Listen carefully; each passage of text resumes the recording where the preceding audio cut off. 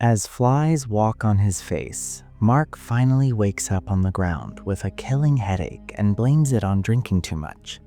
At that moment, he smells something weird and turns to find a dead rat covered in flies.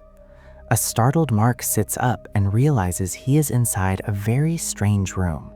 It is empty except for a locker against the wall and the light on the ceiling. The big iron door indicates this is a vault. Mark tries to open it, but the handle will not even budge. Then he pounds on the door and asks his friends to open it, thinking this is a prank by them. However, nobody answers. When he tries to use his phone, he has no signal.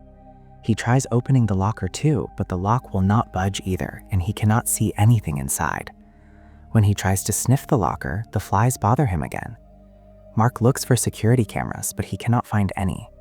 He threatens to pee in the room if he is not rescued soon, and since there is still no answer, he pees on the wall while insulting his captors.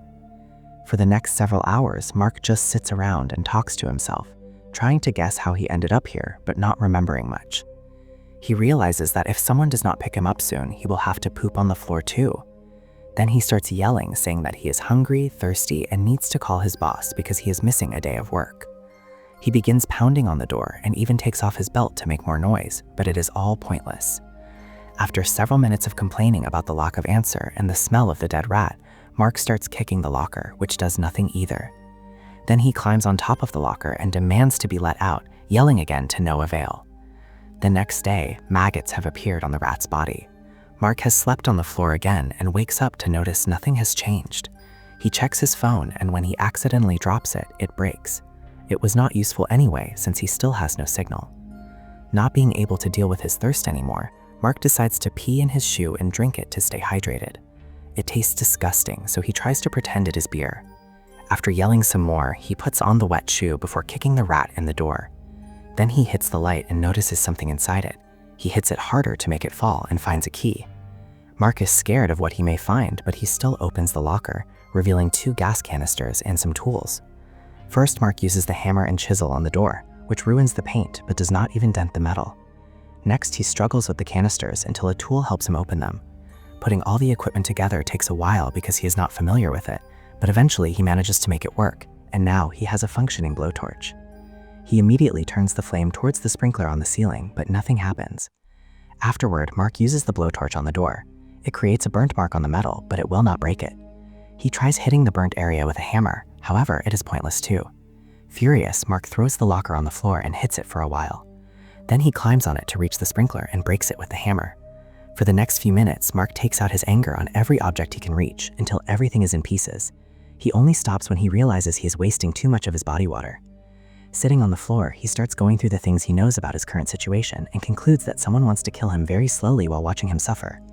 At that moment, he notices a hole in the wall and decides to start making it bigger with the tools. Dust gets in his eyes while he works, but that only makes him angrier and more eager for revenge. Even when he hurts his hand with a hammer, Mark keeps on working, only stopping when he needs to rest to recover energy. Eventually, he is too drained and it gets hard to breathe, so he inhales some gas from the container that causes him to pass out. Thankfully, he wakes up quickly and closes the tank before something bad could happen. Next, he eats the maggots from the rat's body while sarcastically saying they are healthy and organic. They taste awful, but he still eats as many as he can. Lastly, he pees in his shoe again and drinks it, which almost makes him puke. After working on the wall for a while, Mark finds the metal reinforcements. He immediately gets the blowtorch and laughs while using the flame to successfully break the metal. Assuming he has reached the middle of the wall, he announces he will get out soon. Then he falls asleep on top of the locker. Later, the flies wake up Mark again, and he immediately starts working on the hole. This time, he lasts long enough to finally reach the other side. Nobody answers when he talks, so he keeps working until the hole is big enough to push his body through. After lots of struggle, he reaches the other room and is devastated to find a vault just like his. This door will not open either, and he pounds on it with great fury. When Mark turns around, he notices a fallen lamp, a coffin, and a chain hanging from the ceiling. Pulling this chain turns on a light. Worried about the possible contents of the coffin, Mark reaches through the hole to get his chisel in case he needs a weapon. Then he opens the coffin and finds a sleeping woman in it. He pokes her a few times and nothing happens, but after a second, she wakes up screaming. The woman panics because she thinks Mark wants to hurt her and rushes to the door while speaking a language he does not understand. Since the door will not open, the woman goes to the other vault through the hole. Mark tries to follow her and says it is all right, but this makes her scream even more, so he stays behind. He collapses while realizing how ridiculous it is to say that it is all right and starts laughing, only stopping when the woman throws the rat through the hole. Mark decides to turn off the light and sleep in the coffin. The woman inspects the vault and pees in a corner. The next day, the woman crosses the hole with the chisel in hand and pokes Mark until he wakes up. Noticing they are still trapped, he turns around and goes back to sleep. So the woman turns on all the lights and gives him the chisel. Mark falls off the coffin when he tries to get out, and the woman then gives him the hammer, clearly wanting him to make another hole. After making her choose their next wall, Mark makes the woman hold the chisel while he hammers. However, the woman is afraid of getting hurt and takes her hands back. Since she refuses to cooperate like that, Mark agrees to hold the chisel and let her do the hammering. The woman does not hit strong enough and the wall does not even have a scratch, so Mark has no choice but to do it all himself again. Whenever he takes a break, she tries to do a little bit of work too, only to hurt her hand. Mark keeps wondering who put him here while watching her and starts getting attracted to her. Suddenly, the woman runs to the other room to pee and Mark follows her. So she grabs a glass shard to defend herself because she thinks he wants to abuse her. He throws one of his shoes at her and using gestures, he asks her to pee in it so he can drink it. At first, the woman refuses, so he yells at her until she changes her mind. She makes him turn around before relieving herself and hands him back the shoe. Afterward, Mark drinks her pee and leaves a bit for her so she can stay hydrated too. He also eats some maggots and tries to share them, but she turns him down. When Mark starts considering eating the rat, the woman stops him since that would make him sick instead of actually helping him. Later, while Mark works, the woman talks about her home life in Africa and cries, but he still cannot understand her. Desperate to distract her, Mark starts singing rather badly and the woman laughs.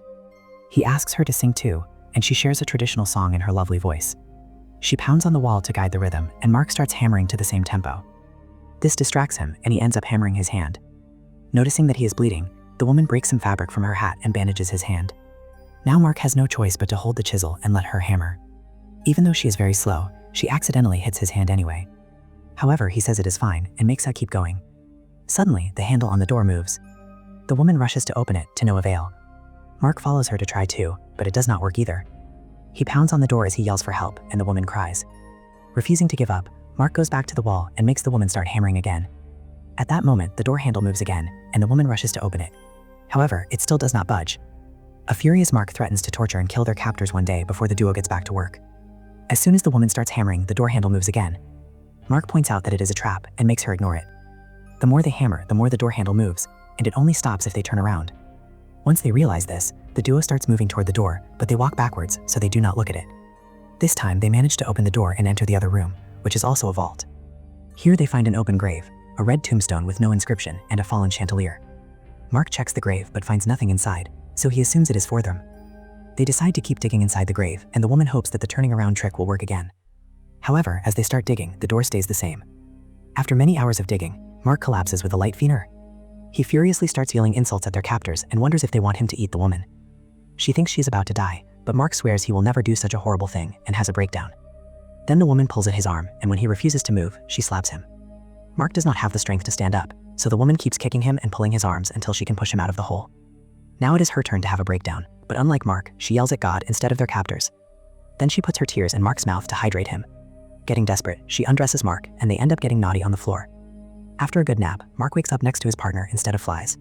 He crawls to the coffin to tear off the upholstery and puts it on top of the woman as a blanket before falling asleep again. Moments later, the door handle starts rotating, and Mark quickly wakes the woman up so they can move.